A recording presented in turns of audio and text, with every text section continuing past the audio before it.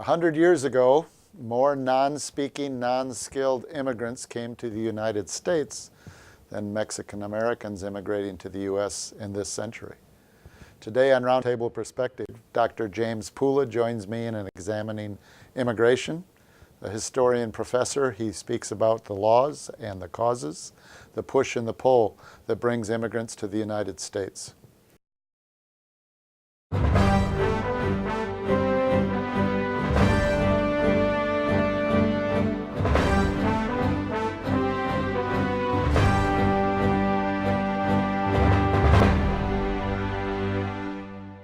Hello, welcome to Roundtable Perspective. I'm your host, Lee Artz. I'm joined today by my guest, Dr. James Pula. We're going to discuss immigration. Dr. Pula is a graduate of Purdue University, and he's teaching history at Purdue Northwest. He's an award-winning Polish-American historian. He's written several books, including the recent Under the Crescent Moon, which is a book about one of the Army Corps in the Civil War, and the new book that he brought with us for us today, Immigration and Immigrant Communities, from 1650 to 2016, that just was published this year. Welcome, Dr. Pula. Thank you. I appreciate the invitation. We are now at the time where we are discussing whether we should build a wall and how tall it should be, and we're doing extreme vetting, or part of the government is doing extreme vetting from people from the Middle East. I find it quite appropriate that you're here as a Polish descendant, and I'm here as a German descendant of immigrants, so I think it's nice to talk about immigration. But I'd like to talk at times earlier, because this is not a new debate in the United States. It goes back, well, as your book says, back to 1650. But I'm thinking maybe we could start in the 1800s when all the Irish and the Germans, my ancestors, showed up. And what was the debate or the discussion that took place then? There's two parts to immigration. There's why people want to leave where they are in the first place. Historians refer to that usually as the push, what pushes people out of there. And then there's the pull. Once people decide they want to leave and try something somewhere else, they have a number of different decisions on where they could go. So in the case of the Irish, there's several reasons. One, of course, was that the English had occupied Ireland and controlled it politically, and with the exception of very few rich Irish landlords, pretty much the Irish had no economic opportunity, no political opportunity. They had to pay taxes to support the Church of England, even though most of them were Catholic. So they're looking for a better life outside of English occupation, essentially. Exactly. Okay. Yeah. And then you throw in the famous potato famine, and it's estimated, historians estimate, that almost half of the entire population of Ireland moved somewhere else between about 1820 and 1850. And a large number come to the United States because there's economic opportunity. So you have 5 million Irish coming in the 1840s, roughly. Yep. And you mentioned one of the characteristics that they were Catholic. To what extent did this contribute to the reception? That contributed a lot to the reception, because the United States at that time was predominantly Protestant, and from even colonial period, where the French and Indian Wars, you had Catholic France against Protestant England, so there was a lingering suspicion of anyone who was Catholic. And you get the growth of the Know Nothing Party, actually the American Party, but popularly known as... It seems an apt name, the Know Nothing Party. Why'd they choose a name, Know Nothing Party? Well, the official name was the American Party. But, America First Party, okay. The American Party. Not quite. But were they founded primarily in opposition to immigration? Was that one of their fundamental... In opposition to immigration in general, and Catholics in particular. And newspaper correspondents took to calling them the Know Nothing Party because it was very hard to get information. They were a very secretive group at first, and of course the name stuck because it resonated with people. How can you be secretive and you want to run for public office? That seems... Early on they were very secretive about who was members of the organizations, until they began to pick up steam. They died out toward the end of the 1850s, when the Civil War was about to erupt, and people's attention was focused elsewhere. But even as early as the 1850s, they got about a fifth of the vote in the presidential elections. Were there, maybe not the Know Nothing Party per se, but with 5 million people showing up Yeah. and they're Irish, and they're not going to speak like the Yeah. American English, Yeah. and they're Catholic. Was there what, social unrest, contradictions, Sure. attacks on Irish people? I Yeah. mean, were they discriminated against at Oh, work, that absolutely. kind of thing? Most of these people were really poor coming from Ireland at that particular time. And they were Catholic. There were a lot of them. And the fact that there's a lot of people coming in a short period of time throughout American history has always led to some kind of reaction against what the largest and most visible group is. So they were excluded from almost everything. And if you think of the 1820s and 30s, there are no social services like there are today. No Social Security, no unemployment, anything. One of the things that was argued against the Irish is that they were selling their votes to politicians. But if you think of it from the standpoint of the Irish, people are very poor. They have almost nothing. They get to the United States and you find somebody offering you a job, offering you a place to stay, offering you some No, security. you have to do is vote for them. Just have to vote for them. Yeah, it wasn't exactly like they were being taken advantage of. They were getting something out of this too.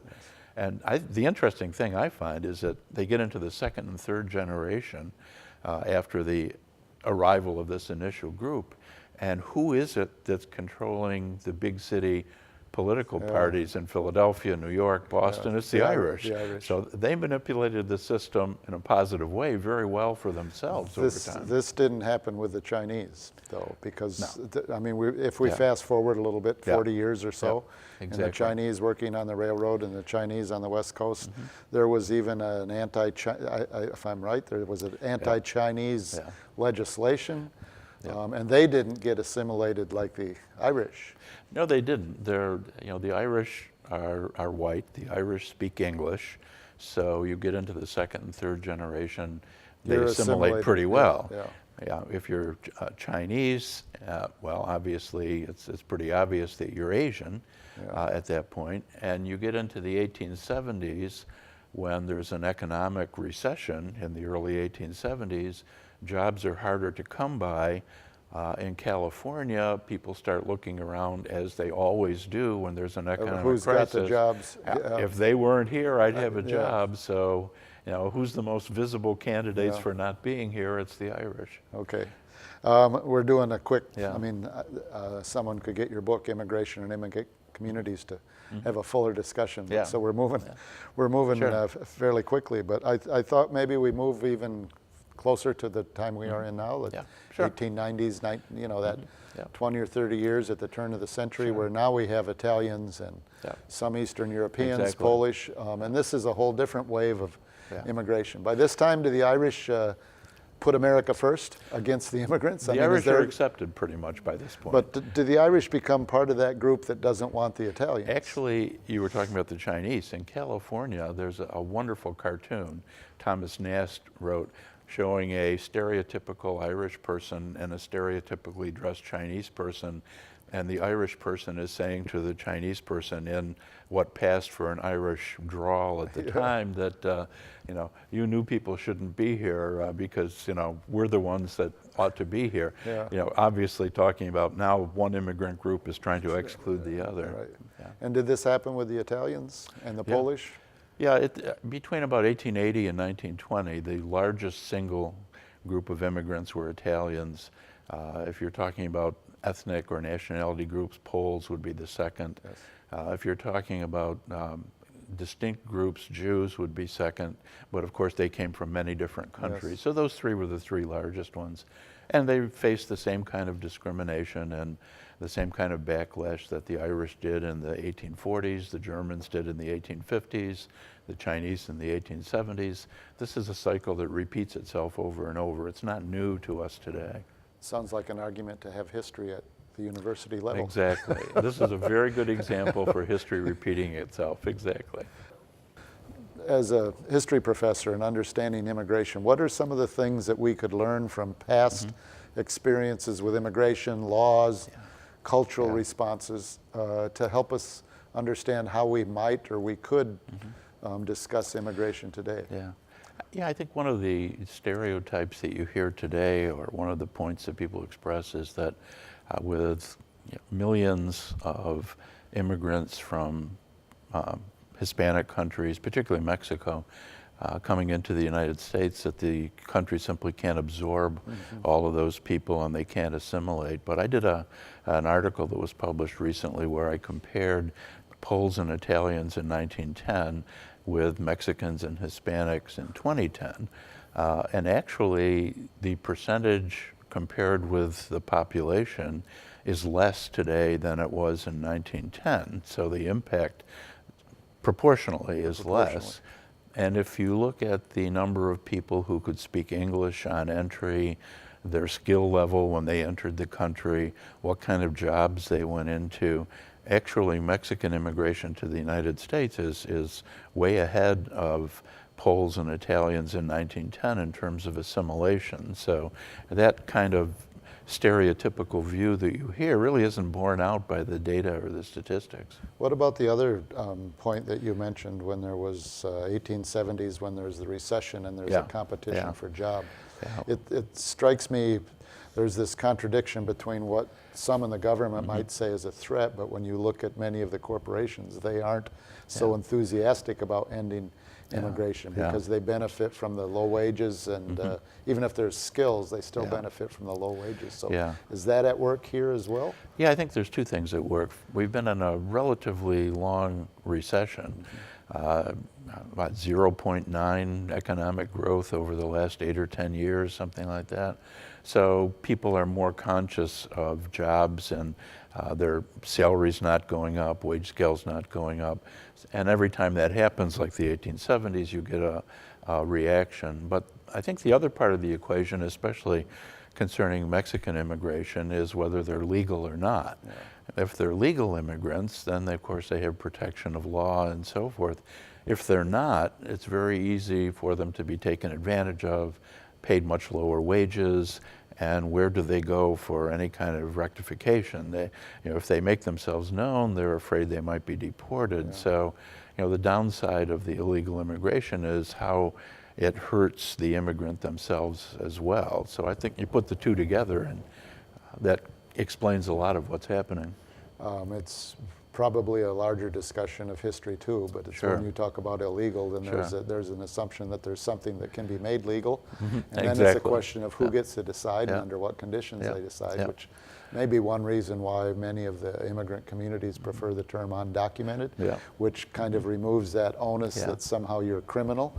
You simply don't have the documents that are required. But if the laws change quickly with one administration to another, or one director of La Migra to another, somebody that could be illegal becomes legal, and somebody that is legal, like with the DACA, the children that were suddenly they may be in an illegal status, whereas 2 years ago they were in a legal status. So even the term seems to me to be a loaded term. I think that's one of the problems that we've had in the 1980s. There was an agreement between President Reagan at the time and Congress at the time to solve the exact same problem, or at least perceived problem that we have today.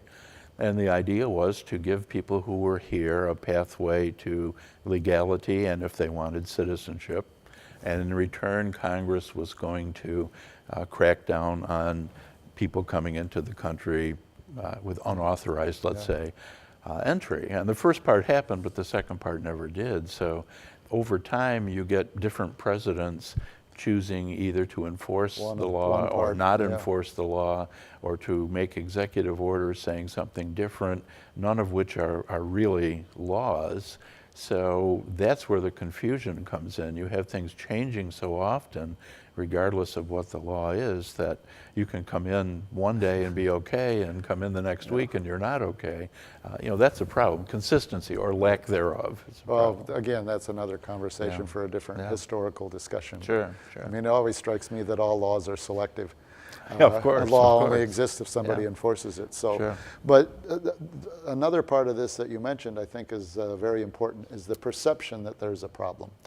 So you can create a perception that there's a difficulty, but the study you just said that you published finds out that the perception that there are too many Mexicans, they don't have skills, they're not well acclimated, is radically different than the Irish or the Poles 100 years ago, who were actually more less skilled and less acclimated, Less but skilled, this yeah. becomes a more immediate problem. So Less skilled, there a fewer percentage of Poles and Italians at least knew English when they arrived than Mexicans. If you look at data, second generation Mexicans, pretty much 100% of them speak English well enough to carry on a conversation and write at a fairly high level. You couldn't say that of Poles and Italians. It was much less. It's not till the third generation that you really get there. I lived in Chicago for many years, and I know in the Polish community there's people that still only speak Polish. They've been here for 30 years, but that's a separate question. So this perception raises the question of how, I mean, absent reading your book or being in the classes, most of us will get our information by watching the nightly news or reading the newspaper, hearing it on the radio. So if the word illegal is used instead of undocumented, or if the threat of immigration is here, how do we learn of this? I mean, how does this become understood as a problem? How does the media present it to us as the average American citizen? That's a real problem, I think, today. The media, the press, whatever, has always been politicized to a certain extent, going back to the founding of the country. But today you get people on different radio and television stations presenting entirely different. About anchors or hosts? Okay. Exactly. Presenting entirely different perceptions of what's really happening. And I say really happening. Well, really in whose mind is the question, because... Well, nobody's reporting what you just did about the actual empirical evidence of how many there are and what skills. It's more of a... It's more political, like how can I score points to get reelected, rather than how can we address, if there is a problem, address it. If there's a problem as perception, how can we agree on what's real today and what isn't real? I mean, when you say there's a political problem, to what, I mean, you also mentioned before that we're in a long recession, so it's not, I mean, it is true that there is an economic problem.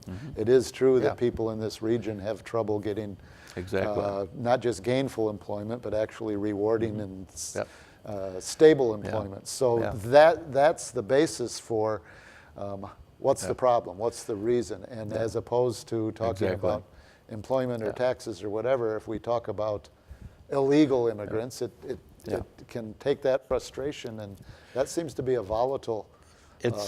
It's in the best interest of a lot of politicians to have people point their fingers at Mexican or other immigrants as if they're the problem, whether there's any empirical evidence linking it or not, rather than, of course, have them point the finger at the politicians and say, why aren't you doing something about it? So it's all wrapped up in one ball, and it's very hard to separate. People aren't required to take history courses anymore. They're not required to take critical thinking courses anymore. All too often people, depending on what channel you watch on television or what radio station you listen to, you're getting one point of view on everything. Very seldom do you get a situation where you have two people sitting down with different points of view actually talking about issues rather than politics. Or connecting one issue to another. Exactly. Right? Because again, I would argue that the debate over the tax code for the United States is an important issue, so the news should cover that. Well, you think so. You would think so. But to link that with immigration is something that won't happen in the same conversation. Probably not. Probably not. Yeah. Okay, so we're in today, and you can read in the paper that they're trying to build some walls, or they're trying to put up chicken wire fences, or there may be water that can't have a wall. So there's the proposal to build the wall. There's the proposal for extreme vetting of half a dozen countries from the Middle East. The Supreme Court keeps, or one of the courts keeps interfering. What would be some of the consequences if you actually, again, drawing from your understanding of history, but also extrapolating what the consequence would be in 2017, 2018, if you actually had a more rigorously enforced restriction on immigrants from the south of the United States? It's, over the course of American history, immigration policy has changed a lot. There were times in the late 1950s, also beginning with the Immigration Act in 1965, where priority was given to skills, to people who had skills that were needed by the United States. They were given priority. Today, the reconciliation of families has been given priority, and even extended families. So none of this stuff is new. And I think the problem is that when everything is politicized, and anyone who suggests changing something is automatically, persona non grata with one party and welcomed with open arms with the other party, you're never really talking about, well, is there really a problem? If so, what is it? Is it an economic problem? Is it an assimilation problem? Is it a problem of people getting education? Yeah. What is it? Most of these people are coming to the United States for exactly those reasons: economic opportunity, education. Irish and exactly. Yes. Generation after generation. This is nothing new, and it shouldn't be treated as if it's something brand new and earth-shaking and something that we couldn't possibly handle. We've done it generation after generation after generation already. I might take a bit of an issue when you talk about the politicians. One side is open arms and one side is more restrictive, because one of those empirical things that gets lost in this, particularly when someone wants to castigate a certain political party. Yeah. The Obama presidency deported more people in the first 6 months of 2016 than Trump has deported. Yeah. I mean, I read that Obama deported more people in his 2 terms than they did the entire 20th century. Yeah. So, but the media presents it as if there's this extreme, and you could say it's extreme and very unacceptable attitudes towards Mexicans in particular, versus somebody that appears to be more hopeful but it's more, in my mind, it's more a question of perception again, and a rhetoric as opposed to the actual policies. Yeah, that's what I was getting at. When I said open arms, I didn't mean necessarily accepting immigrants open arms, but accepting what was said on television. Another good example of what you just mentioned is the infamous 7 countries that President Trump restricted immigration from. They're the exact same 7 countries that Barack Obama said we should be careful of because they were unable to control who was leaving. Well, all of a sudden, that becomes a negative thing.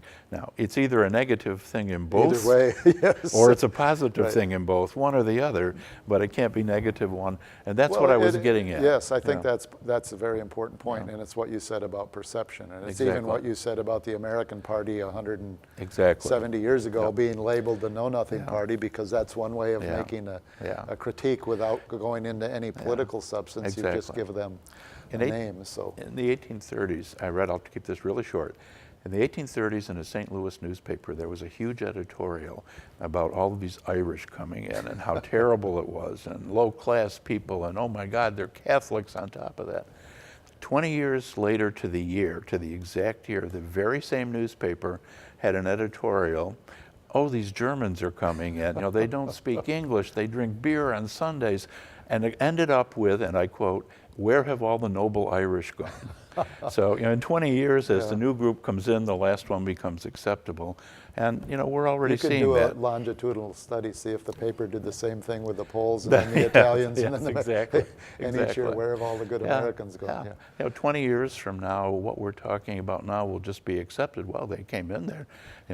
They and their children are making good citizens like they always do. Well, we hope, but I'm thinking you're a very good historian, and you don't subscribe to the idea that history simply repeats itself. No, there are different circumstances. Yes, different, exactly. One of these circumstances, and we only have a couple minutes, we could talk for a long time, but one of the things I'd like you to just very briefly comment on is, what would be the consequence of the most extreme vetting and the most extreme restriction on immigration? What would the consequence be for the American culture? I know for our university we have fewer international students applying, but what would be the consequence for the average American city if this was fully, rigorously? I think the consequence would be the same as it was in the 1920s and 30s. When 1924, you pretty much eliminated immigration from Southern and Eastern Europe. And what happened? You get a lot of talent, a lot of people with ideas who did not come to the United States. Cities didn't grow as fast. Industries, well, we have the Depression in the 1930s. I mean, there's a lot of things that caused that. But certainly industrial output started to go down and so on. If you want the country to continue growing, the United States is built on immigrants bringing in new ideas and new ways of doing things. We certainly don't look the way we did 200 years ago, and a lot of that is because of all these different ideas coming in. Well, we certainly can learn from history, and thank you for Thank joining you. me today. I really would like people to look at the book, Immigration and Immigrant Communities. I think it gives us a lot of background that we need to consider, and I hope to see you on the Northwest campus as I stroll around with your students. So that's unfortunately all the time we have on our program. Thank you, Dr. James Pula, for joining me today. I'm Lee Artz. I'll see you next time on Roundtable Perspective.